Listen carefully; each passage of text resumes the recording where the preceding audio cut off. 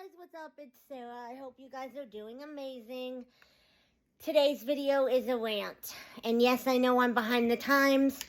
These laws changed way back in January, but I didn't know about them until recently when I went to book a flight and I was dealing with it. And the more that I deal with it, the more I'm progressively getting annoyed.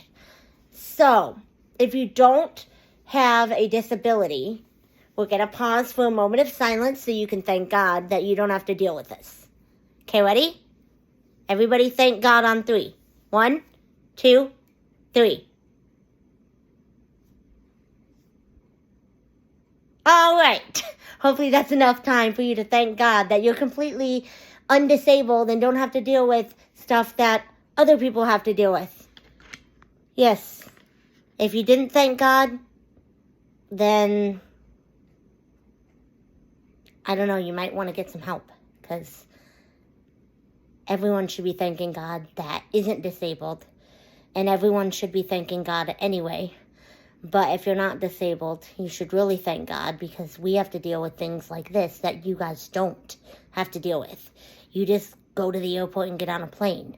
We have to deal with a whole bunch of other crap. It sucks. So, first things first,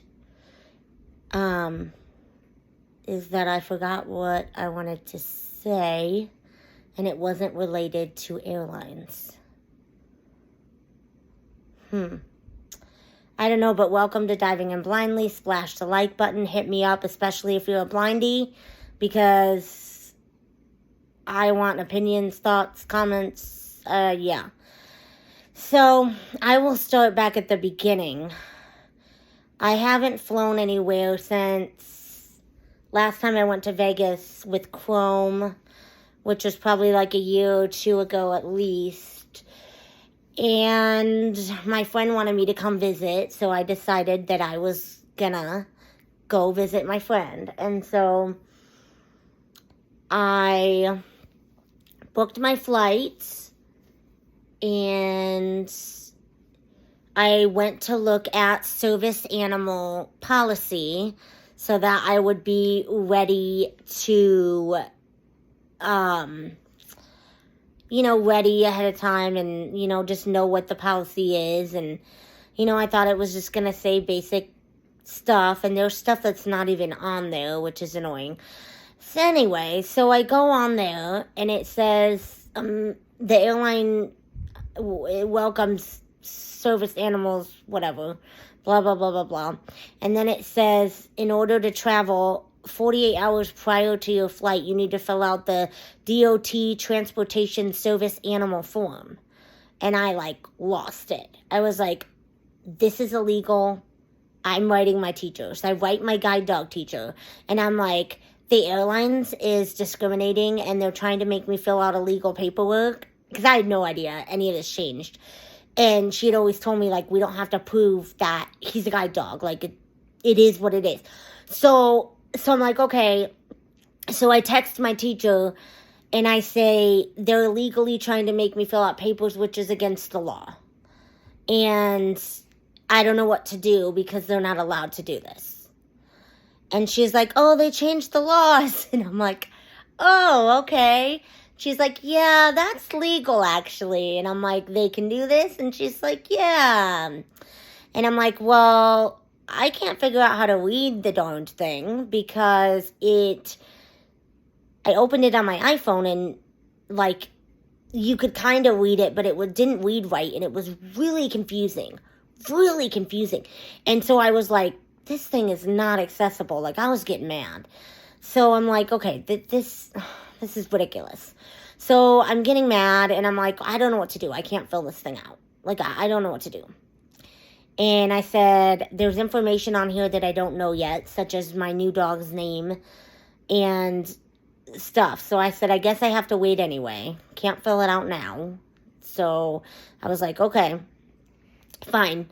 So my guide dog teacher said, when she's here, she'll help me fill out this new form, this new paper. So I'm like, okay, sounds good. So she sits down with me to fill this thing out, so that me and Salcha can go visit my friend. And so she gets on the thing, and it won't let her type. It won't let her do anything. So I'm like, okay. So finally I saved the document, and then once I saved the document, it let her type in there. You have to enter the dog's name about 50 trillion times. And there's all this big stuff about things that a service dog can't do. And if they do it, then they can charge you a pet fee. And behaviors that are not typical of a service dog, such as barking, lunging, growling, normal stuff that normal dogs do, that service dogs aren't supposed to do, because they're trained to not do that stuff. And if they're not, then,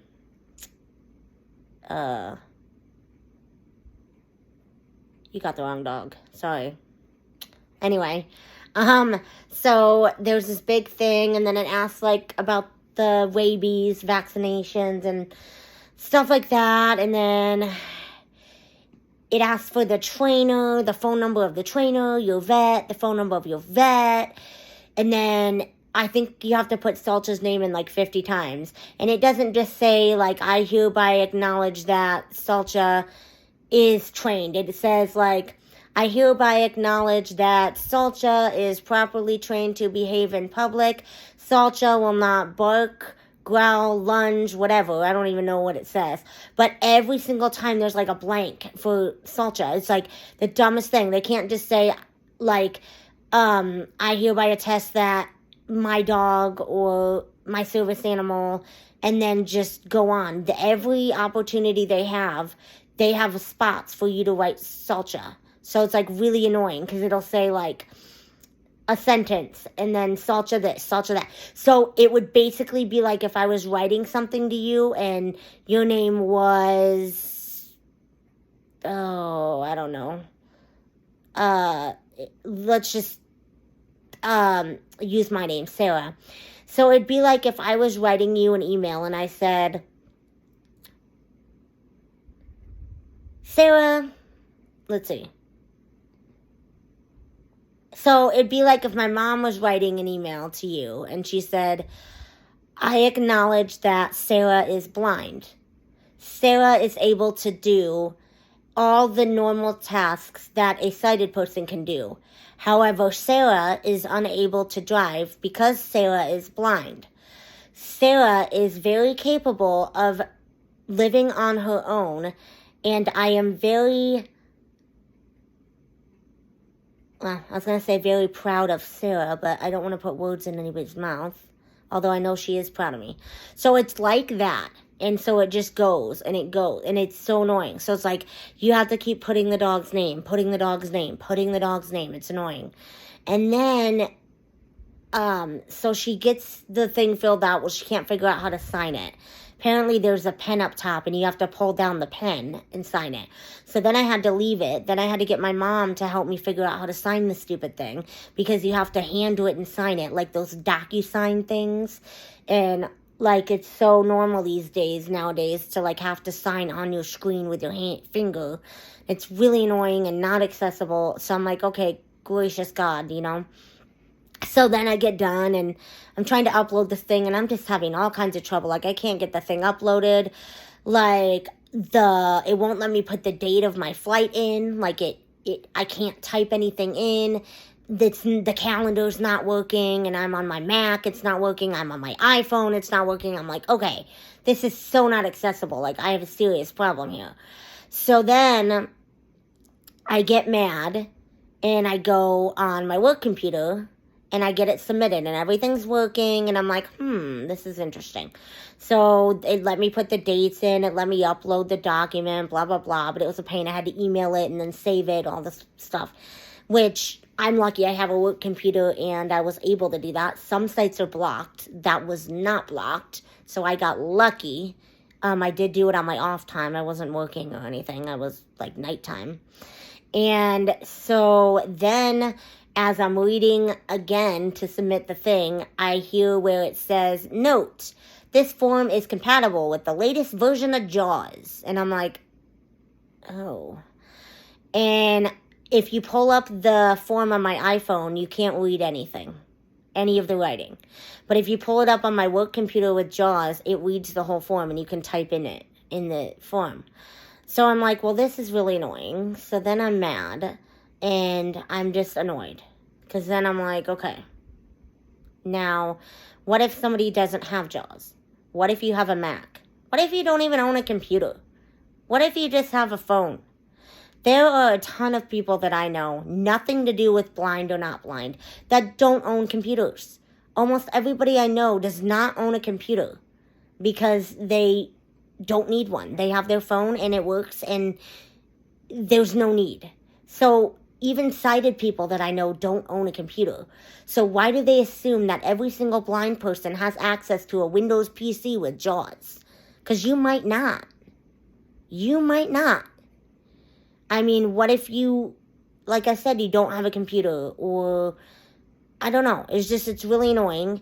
And yes, I was able to get help because my guide dog teacher is super amazing and she is one-on-one more and she will help you with like anything. And so my mom was also willing to help me, but not everybody has a support system like that, and not everybody can get help filling this thing out. So what happens if you're on your own? So I'm really, really annoyed. And then I guess you can also fill it out at the ticket counter, which that's annoying because that's going to take you even longer when you're already stressed out trying to go to the airport and taking all this time. So that annoyed me. So then I finally got it submitted. They accepted him. All's well. But I'm just so annoyed because they're making assumptions that aren't necessarily true. And I know they're trying to cut out back on fakes. And I understand that, but there's got to be a better way. Like, this is not okay. There has to be a better solution than this. Like, this is not accessible. And what if you have an emergency? Like, what if, oh, Lord, I don't know. What if, I'm trying to think. What if somebody calls you and you live out of state from your parents and they say your mom's really, really, really sick, or your dad is really sick, or your sister, and you need to hurry up and get out here. So then you got to book a flight that night. What do? It can take up to 48 hours to approve the form. And if you don't fill out the form and you just show up, they might not let you on with your dog. They might not. And then, here's the second thing. So now they say, and I understand this is for convenience of other people, but most people don't mind. So now they say, okay, your service dog has to fit under your foot space, which is interesting because there's a lot of big labs and big service dogs out there. So your lab has to fit under your foot space, and if they cannot, you have to buy an extra seat. The dog can't sit on the seat, but you have to buy an extra seat so that you can have the leg room for your dog. So that's ridiculous. You're putting undue burden on people that already have disabilities, already have challenges, and you're adding more challenges. Like, to me, it's discrimination because you're putting stringent restrictions on somebody that already has all this stuff to deal with. Like, I already have to deal with, I gotta pack my stuff, I gotta pack his stuff, I gotta get assistance to and from my next gate, I gotta figure out how to get food. I got all these things I have to figure out, and then they throw this on top of it. I don't think I'm gonna have a problem with Salcha because he's small enough. I think he could fit in my foot space. I don't care. It's fine. But what if, okay, you're being penalized because your dog's bigger? That's not your fault. You don't get to pick your dog at most schools. They give you the dog, and this is your new guide dog. So you can't say, oh, I don't want Salcha because he's 60 pounds. I need a 50-pound dog. It doesn't work that way. So a lot of people can't choose the size of their lab. And there's big labs, and there's little labs, and there's taller labs, and shorter labs. And there's German Shepherds and every other breed, and so they don't restrict the breed. Then they say, okay, So if your dog cannot fit under the foot thing of your thing and you don't want to buy another seat, they'll fly them in the cargo free of charge. But you have to bring a carrier, and what if you didn't know that? And you're stuck in the airport without a carrier because you didn't know that you were going to need to fly your dog underneath. Second of all, a service animal is a service animal tasked to perform a specific task to mitigate a handler's disability. How can they task from cargo? They can't. Do I have a problem with this? Yes and no. Can I get help if I needed to go to the bathroom or something on a plane from a person or a flight attendant? Yes. So technically, does my dog need to task? No. However, I would be the last one off because they'd have to get my dog out of the cargo, then let me off the plane first. Second of all, what if your dog is medical alert? Your dog can't task.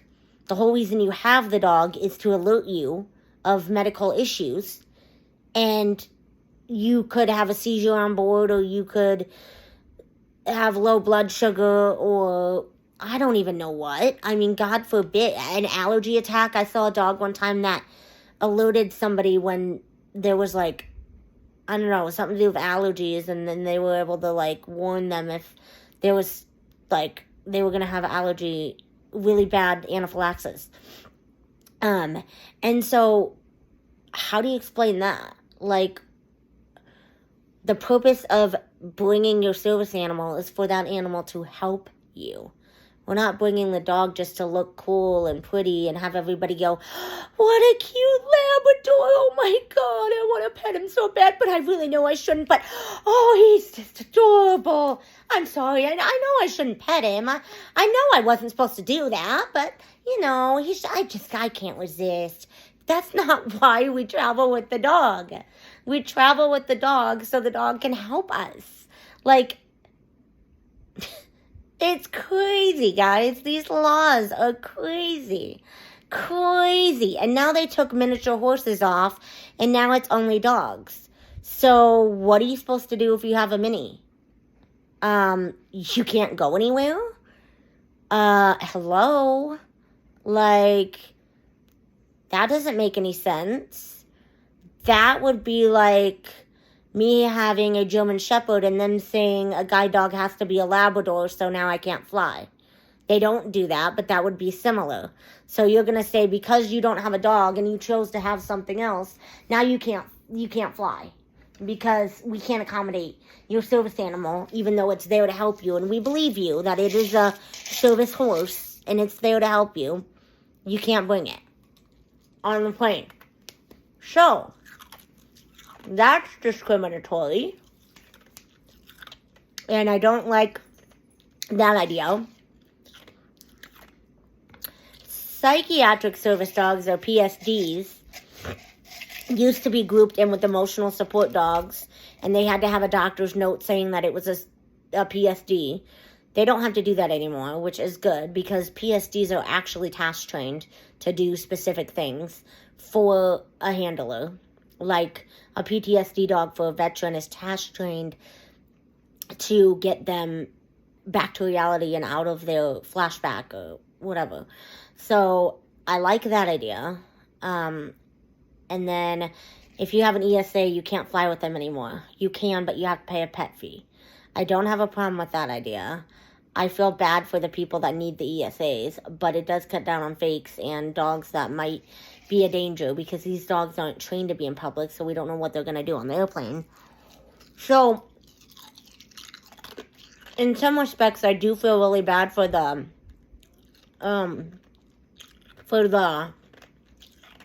ESA handlers, but in the same respect, I feel like it was way too abused, and so many people were, like, going online and getting these fake registries that aren't even real for, like, Fido and Spot, so they could go on the plane.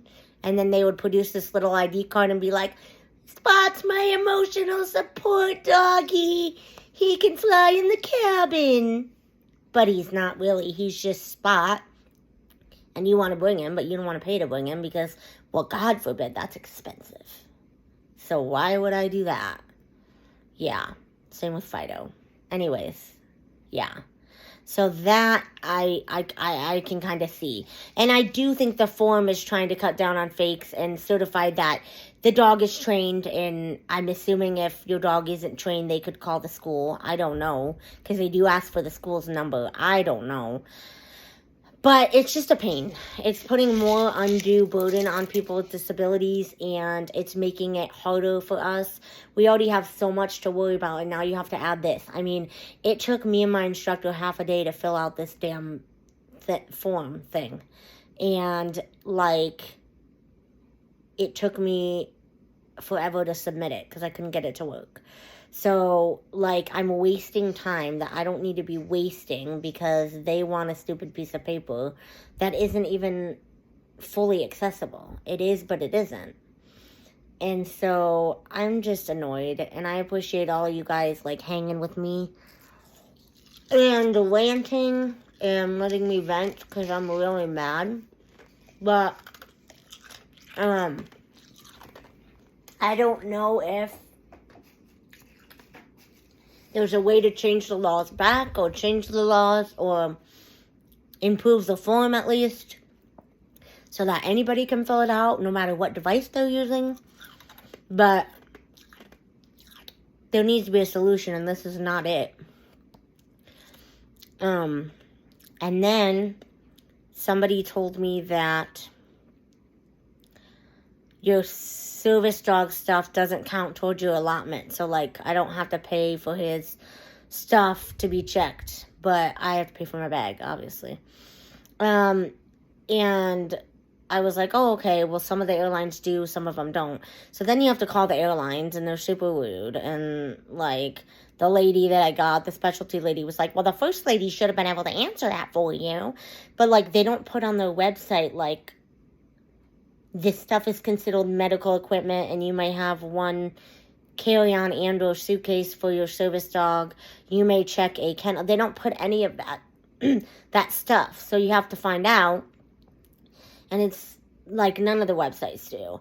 And so that's annoying because then you don't know what you can and can't bring. So you have to do more work because you have to call and find out, what can I bring? What do I have to pay for? What don't I have to pay for? And then I said, can I take the dog's harness off when I'm in the plane so that he's more comfortable? Because they want your dog to fit in this leg space, but then they want them harnessed, leashed, or tethered. And they want him to stay in this big harness with this huge handle, but yet still fit under the foot space, which is super Now, Joshua makes a regarding my Facebook earlier about landing on my head. One of the reasons I love Discord chat Facebook to Discord. GG/4 I'm sorry, guys. Sorry, Twitter. Okay, random, I'm done. So, I'm sorry, that's so funny. Anyway, so it's just frustrating, and like, I'm just really annoyed because it's so annoying. Like, the whole thing has just been bothering me, and I started out okay, and then it got madder and madder as it went on, and now I'm to the point where I'm just mad and done. And I mean, flying is easier than getting ready to fly. Like, it's ridiculous. Like, getting on the plane is easier than getting the plane. Like, it doesn't make sense. It's so dumb. But anyway, guys, thanks for ranting with me. I appreciate it. Once again, if you don't have a disability, thank God. 1, 2, 3, go. Okay, thank you. So, thank you for ranting with me and hanging.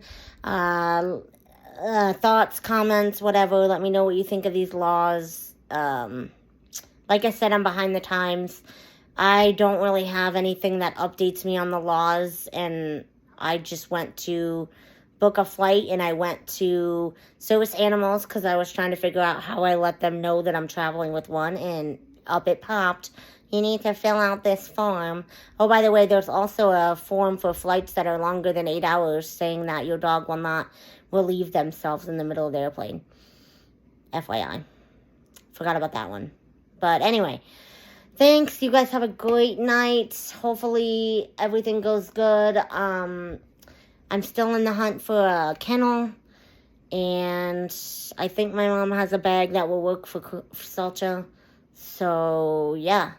we're getting there slowly, but I feel like I have spent months or years planning this little trip that I have not spent months or years. Like, it's ridiculous. It's like, I don't know. I almost feel like I could get into another country easier than I could get onto a plane. It's ridiculous. Like, freaking insane. Anyways, everyone have a good night, and I will talk at you later. Bye.